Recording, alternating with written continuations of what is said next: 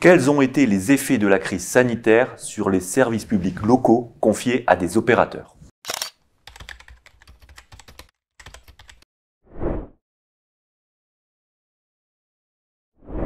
Les collectivités locales recourent fréquemment à des entreprises ou des associations pour gérer leurs services publics. On parle de délégation de services publics. C'est le cas pour les 3/4 des réseaux de transport urbain et pour près de la moitié des secteurs de la collecte des déchets, de la gestion d'équipements sportifs ou des centres de spectacles et de congrès.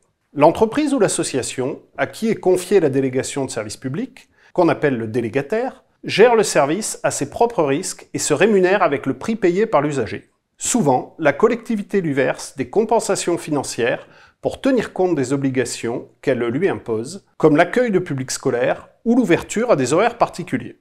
La crise sanitaire a affecté les délégations de services publics qui employaient 1,3 million de salariés en 2019 et représentaient un chiffre d'affaires d'environ 130 milliards d'euros, soit 6% du produit intérieur brut.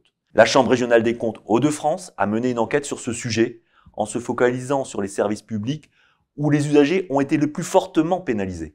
En s'appuyant sur cette enquête, la Cour des comptes dégage 2 constats principaux. Le premier est que les intérêts financiers des délégataires ont été préservés.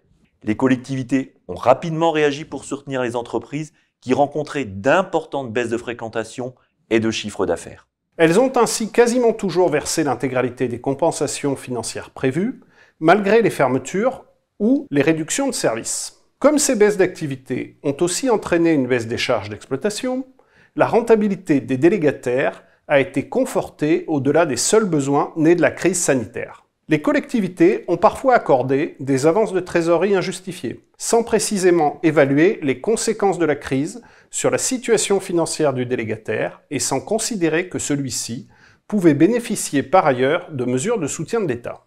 Les collectivités ont également accepté, sans expertise approfondie, des demandes d'indemnisation des délégataires. Ces versements sont donc supportés par les contribuables, alors qu'ils devraient soit relever des tarifs payés par les usagers, soit venir réduire les bénéfices des délégataires. C'est pourquoi la Cour des comptes recommande aux collectivités de mieux définir et contrôler les clauses des contrats concernant ces compensations. Néanmoins, la Cour des comptes a parfois relevé de bonnes pratiques, notamment le recours à des cabinets d'experts pour estimer le préjudice. Dans ces cas, les intérêts des collectivités ont été préservés et le délégataire a été indemnisé du seul déficit imputable à la crise. Second constat, la qualité du service n'est pas suffisamment prise en compte. Bien souvent, le service public a été préservé et adapté dans le cadre de plans de continuité rédigés à la seule initiative du délégataire. Sauf exception, comme la création de pistes cyclables temporaires, en complément des transports urbains, les collectivités n'ont pas saisi l'opportunité de la crise pour réinterroger plus globalement la qualité du service rendu aux usagers.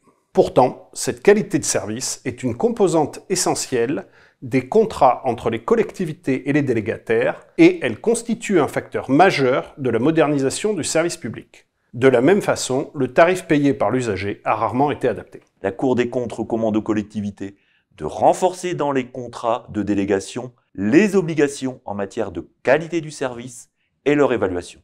Pour conclure, la Cour invite les collectivités à replacer les usagers au cœur de leur contrat et à rééquilibrer leurs relations financières avec les délégataires.